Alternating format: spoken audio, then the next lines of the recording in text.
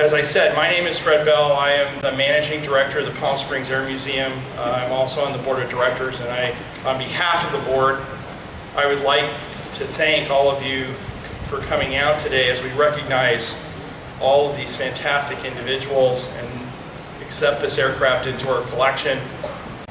Colonel, U.S. Air Force retired, Bob Lilac. Just to keep it as casual as we possibly can, I just want to say how proud I am to be a part of the museum, led by Fred, his staff, and the 300 plus volunteers who really make this museum what it is to the community. It's a tribute to the community, it's a tribute to the history of aviation, and it's a wonderful asset that we've got to continue to support forever. The restoration and maintenance team that put this airplane in the shape it's in today, it's so beautiful. Job well done, guys. I was lucky enough to be able to fly the F-104 in many of its roles. I got to fly it up at George Air Force Base. I got to fly it in combat, 2 tours in combat, first time at Da Nang, second time at Udorn. And later on I got to try to teach the Germans how to fly. Some people say I didn't do a very good job at Luke Air Force Base in the F-104G. And then later on I flew it up at Edwards. I was really lucky, and talk about blowing your mind. I got to fly the version of this that had a rocket in the tail. You remember the movie The Right Stuff? Chuck Yeager jumped out of one. We only built 3, and there were 2 left, and I was selected to fly in one of the 2 and got to fly it up over 100,000 feet. And it's a pleasure to be here with everybody. As Fred said, we've got a lot of icons here. We've got Lockheed test pilots like Bob Gilliland, Suitcase Simpson. There's probably others here that I don't even know about. I know I've met 3 or 4 people that worked on the airplane at Lockheed Burbank. We're really proud and honored to have Phil Smith with us. Phil was shot down in September 1965, a year before our dedicatee, Norm Schmidt, was shot down. Phil was a prisoner of war for 7.5 years, the only U.S. Air Force pilot held by the Chinese throughout the entire Vietnam War, and we're happy to have Phil here with us today. Fred and I and some members of the board and a few other people made a decision when we got this airplane that we wanted to make it a tribute airplane, in memoriam to one person that paid the ultimate sacrifice, Colonel Norm Schmidt. Norm was my flight commander. I promise I get emotional to you.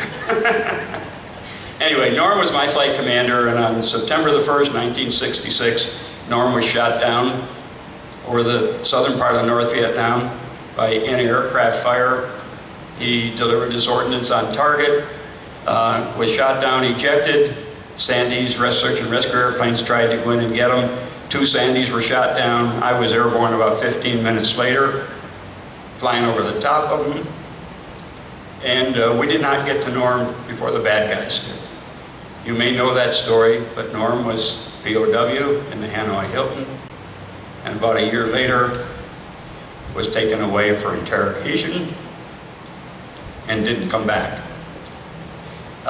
We have his family here today, daughters, his wife, and I'd like to just say thank you all for making this a great day, and I'd like to invite Marie Schmidt up here to say a few words. My husband, Norm, came back from Korea, where he flew F-86s, and the one called Sweet Marie is in the bottom of the North Korean Ocean, and because Booz Plassé shot up a Russian MiG and it flew into Norm's intake, and so he had to bail out in North Korea, so that's where the plane Sweet Marie is. So anyway, when we got back, Norm went to work. He was assigned to Kirtland Air Force Base.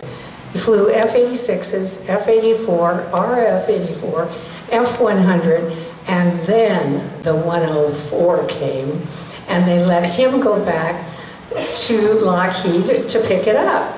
And it was a huge deal at Kirtland Air Force Base. So he had the base call me, and he's on his way, and he wants you to come out for the landing. Well, of course, the landing is in this secret area. And so I went out, got a babysitter. We always had lots of kids. And so I stood behind the fence that's quite a ways away from the runway, and I watched him make, honestly, I'm not kidding, it was the most perfect landing I have ever seen. It was just lit, you know? And so they had the generals out there and the red carpet, and the poor pregnant waif is standing behind the fence going, "Hey, Norm, Norm!" And he is so wrapped up in all this glory and hot fighter pilot stuff, he didn't even see me. And so I wasn't happy. And I went home, and pretty soon he calls, and I said, "You made a perfect landing. It was absolutely beautiful. I was there. You didn't see me." Bang. You know? And so 24 yellow roses later, when he opened the front door, "I'm sorry, I'm sorry." Well, anyway, that's all I wanted to tell you, because the 104 became absolutely his second love affair. I mean, the kids and I were pretty first, but that plane, he absolutely loved it. And he's a great guy, Buzz Lynch, Colonel, U.S. Air Force retired. Buzz, want to come on up? My talk is a little different, because it's basically a test point that we did out of Edwards, and Bob Gilliland was part of it. The next person that I get to introduce is a living legend. Bob, come on over here. Bob Land.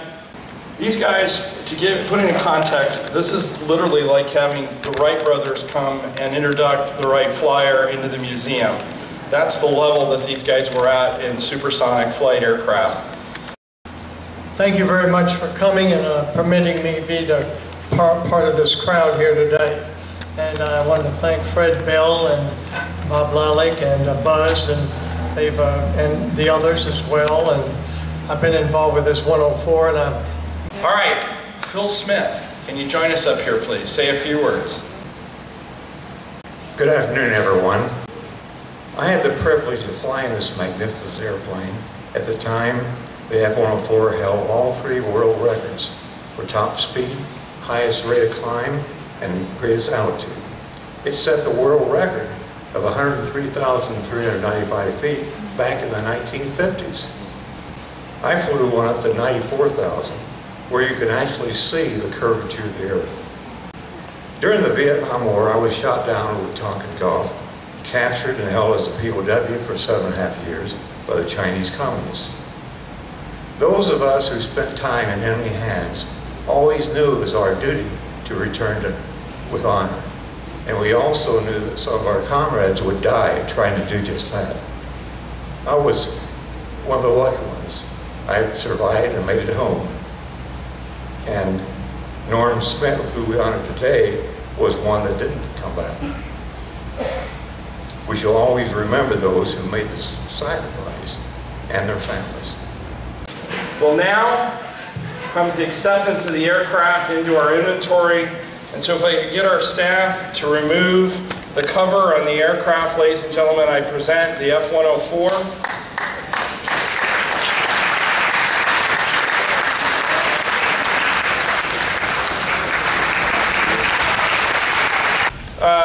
Bob and Buzz, you are being inducted into our Hall of Fame. Thank all of you. You should see what I think.